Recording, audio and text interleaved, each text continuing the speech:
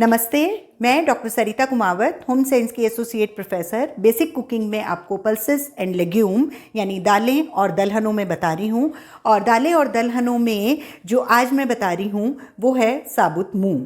साबुत मूंग की जो नमकीन होती है वो किस तरह से बनाई जाती है और इसके इंग्रेडिएंट्स जो हैं वो क्या हैं वो मैं आपको बताती हूँ। लेकिन उसके पहले मैं इसके थोड़े से न्यूट्रिएंट्स बता देती हूँ कि अगर 100 ग्राम हम मूंग खाते हैं, भले हम उबले हुए खा रहे हैं, पके हुए खा रहे हैं, तो 100 ग्राम मूंग में हमको 24 ग्राम प्रोटीन मिलता है और करीब 334 किलो कैलोरी हमको एनर्जी मिलती है। उसके अलावा 4.4 मिलीग्राम हमको आयरन भी मिल रहा है और 124 मिलीग्राम हमको इसमें कैल्शियम भी मिलता है। इसलिए हम मूंग को भिगो के और यूं ही सलाद के रूप में भी खा सकते हैं, स्प्राउट करके भी खा सकते हैं, कई तरीके हैं। लेकिन हमारे जीवन की ये भी एक रिक्वायरमेंट है कि हम किसी भी चीज़ को एक पर्टिकुलर टाइम के बाद में नहीं रख सकते हैं। तो अगर लंबे टाइम के लिए कोई भी चीज़ रखनी है, कहीं शादी पार्टी में जा रहे हैं तो वहाँ खाना है, या फिर कहीं दूर घूमने जा रहे हैं तब हमको कुछ चीज़ चाहिए, तो उस हिसाब से हमको तली हुई और सूखी चीज़, मतलब जो हमारे मूंग का मॉइस्चर था उसको पूरा हटा के और अगर हम रखेंगे तो वो 1 महीना 2 महीना तक रख सकते हैं। तो इस तरह से मैं ये साबुत मूंग की नमकीन का प्रोसेस और इंग्रेडिएंट्स बताती हूँ।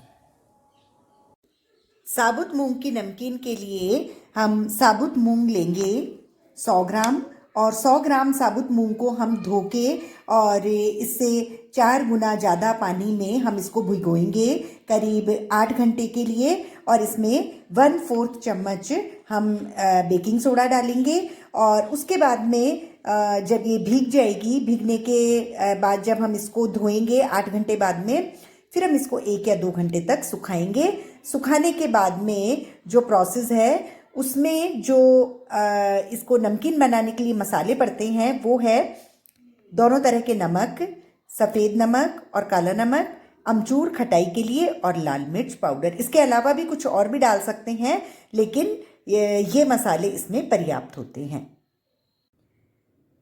मूंग की जो साबुत नमकीन होती है उसके लिए हमने मूंग को 6-8 घंटे भिगो दिया था और फिर उसका पानी निकाल के धो के और हमने इसको सुखा रखा है।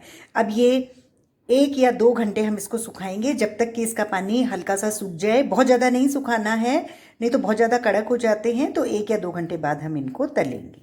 मूंग की नमकीन बनाने के लिए तेल बहुत अच्छा गर्म हो गया, अच्छा धुआं उठ रहा है और मैं इस छलनी में बताऊंगी आपको। और ये मूंग जो हैं वो सूखे हो गए बिल्कुल, और पहले मैं इसमें आधे से मूंग डाल देती हूँ और अब आप देखेंगे कि ये उछल रहे हैं। तो ये बुलबुले तब तक रहेंगे जब तक कि इसमें मॉइस्चर रहेगा, तब तक हमको इसके पास नहीं आना है, थोड़ा सा हम दूर ही रहेंगे। और जैसे ही ये बुलबुले कम होंगे, इट मीन्स कि जो मूंग का मॉइस्चर है वो कम होता जा रहा है, क्योंकि ऐसे में ये फट भी सकता है। भाई अगर कोई भी साबुत चीज़ होती है वो फट जाती है, तो इसलिए हम थोड़े से दूर रहेंगे। और जैसे ही बुलबुले कम होंगे वैसे ही हम इसको उठा के, और अब थोड़े थोड़े से कम होने लगे हैं तो हम इसको उठा के और इसको थोड़ा हिला सकते हैं और वापस से। और अभी तेज़ ही आंच है और अब मैं थोड़ी सी मीडियम करूँगी जिससे कि ये थोड़ा सा सिक जाए। और हार्डली इसको 2 से 2.5 मिनट ही लगते हैं, बहुत ज़्यादा टाइम नहीं लगता, क्योंकि हमने इसको 2 घंटे के लिए भिगोने के बाद में सुखा लिया था। इसलिए तो इसमें जब भी हम तलते हैं तो बस यही ध्यान रखना है कि जब बुलबुले हो रहे हैं तब तक हमको पास में नहीं आना है। कढ़ाई में बहुत ज़्यादा तेल नहीं डालना है, हमने आधी ही डाली, आधी से बल्कि थोड़ी कम, क्योंकि अगर ज़्यादा डालते तो वो बुलबुले बाहर तक आ जाते। तो ज़्यादा तेल नहीं डालना है। तेल नहीं डालने के अलावा जब तक भी बुलबुले हैं हमको बहुत ज़्यादा पास में नहीं जाना है। और जैसे ही कोई भी दाल की नमकीन, कोई भी चीज़ हम जब तल रहे हैं तो उसका ये है कि अगर वो पक जाती है तो वो ऊपर आ जाती है। मतलब जैसे जैसे अब ये दिख रहे हैं कि थोड़े थोड़े ऊपर आ रहे हैं, मतलब जो हल्की चीज़ होती है वो ऊपर आ जाती है।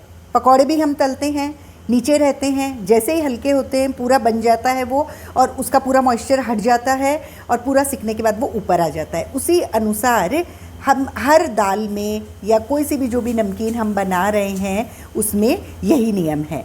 अब ये पूरा पक जाएगा तब मैं इसको एक झारी में निकाल लूँगी इस तरह से, और झारी में निकालने के बाद में थोड़ी सी देर मैं पेपर पे रखूँगी जिससे कि इसका एक्स्ट्रा तेल निकल जाए, और फिर हम इसमें मसाला मिलाएंगे। लेकिन बहुत ज़्यादा तेल हमको नहीं सुखाना है इसका, क्योंकि अगर ये देखिए बिल्कुल ऊपर आ गए, इसका मतलब है कि ये बहुत कुछ तलने में मतलब पूरा तलने के लिए ही तैयार हैं और पूरे तले गए हैं। इसको अगर हम पूरा तेल से बिल्कुल सूखा कर देंगे तो मसाला नहीं चिपकेगा, तो इसलिए कोई भी नमकीन जो है वो हल्का सा इसमें तेल रहे तभी हम पेपर में से हटा के और मसाला मिला देंगे। अब ये मूंग जो हैं वो हमने पहले छलनी में ले लिए थे, फिर कागज़ पे ले लिए थे, वाइट पेपर पे। हम इंक वाले पे नहीं लेंगे क्योंकि इंक जो है वो हमारे डेंजरस है हमको खाने के लिए। मैं इसमें जो मसाले डाल रही हूँ वो है अमचूर। आप कोई सा भी मसाला डाल सकते हैं जो भी आपको पसंद है, थोड़ी सी लाल मिर्च जो भी अपने टेस्ट के अनुसार हो, और जो काला नमक और जो सफ़ेद नमक है वो मिक्स में इसमें डाल रही हूँ। उसके बाद में हम इसको चख के और अपने हिसाब से इसको एडजस्ट कर सकते हैं। और भी कोई मसाला अगर डालना चाहो तो डाल सकते हैं, और बाकी तो ये जो मूंग की जो नमकीन है ये कंप्लीट होती है।